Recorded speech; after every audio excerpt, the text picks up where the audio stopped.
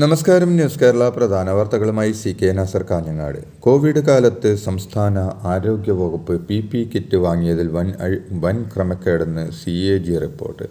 10.23 കോടി രൂപയുടെ അധിക ബാധ്യത സംസ്ഥാന സർക്കാരിന് ഇതിലൂടെ ഉണ്ടായെന്നും പൊതുവിപണിയേക്കാൾ 300% കൂടുതൽ പണം നൽകിയാണ് PPE കിറ്റ് വാങ്ങിയതെന്നും റിപ്പോർട്ടിൽ ആരോപിക്കുന്നു.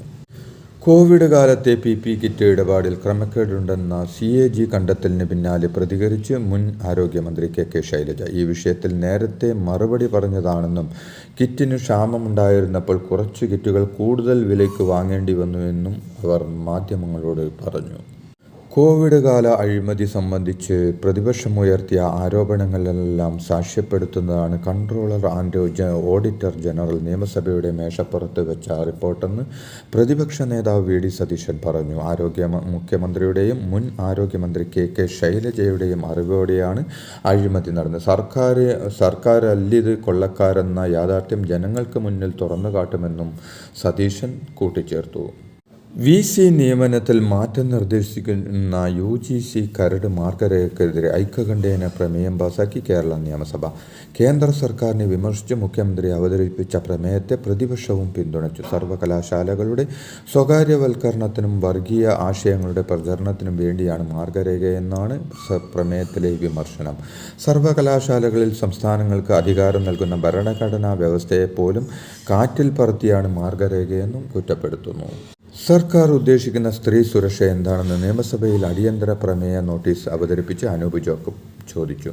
കൂത്താട്ടുകുളം നഗരസഭാ കൗൺസിലർ കലാരാജുവിനെ പട്ടാപ്പകൽ പോലീസ് നോക്കി നിൽക്കെ തട്ടിക്കൊണ്ടുപോയ സംഭവത്തിൽ നിയമസഭയിൽ വിഷയം ഉന്നയിച്ച് സംസാരിക്കുകയായിരുന്നു പ്രതിപക്ഷം.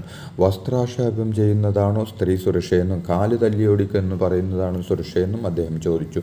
മൂവാറ്റുപുഴ DYSP അടക്കം നോക്കി നിൽക്കെയാണ് കൗൺസിലറെ തട്ടിക്കൊണ്ടുപോയതെന്നും ഹണി റോസ് കേസിൽ ശരവേഗത്തിൽ നടപടി സ്വീകരിച്ച പോലീസ് ഈ കേസിൽ മെല്ലെപ്പോക്കിലാണെന്നും അദ്ദേഹം വ്യക്തമാക്കി.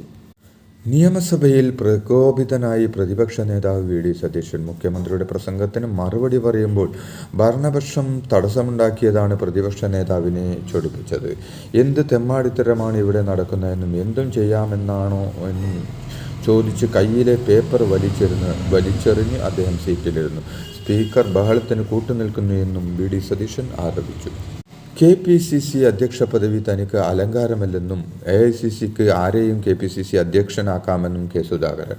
മുഖ്യമന്ത്രി സ്ഥാനം ഉൾപ്പെടെ ആഗ്രഹമില്ലെന്നും തൻ്റെ സ്ഥാനം ജനങ്ങളുടെ മനസ്സിലാണെന്നും നിയമസഭാ തെരഞ്ഞെടുപ്പിൽ മത്സരിക്കാൻ ആഗ്രഹമില്ലെന്നും എന്നാൽ പാർട്ടി പറഞ്ഞാൽ മത്സരിക്കുമെന്നും അദ്ദേഹം പറഞ്ഞു. ദീപാദാസ് മുൻ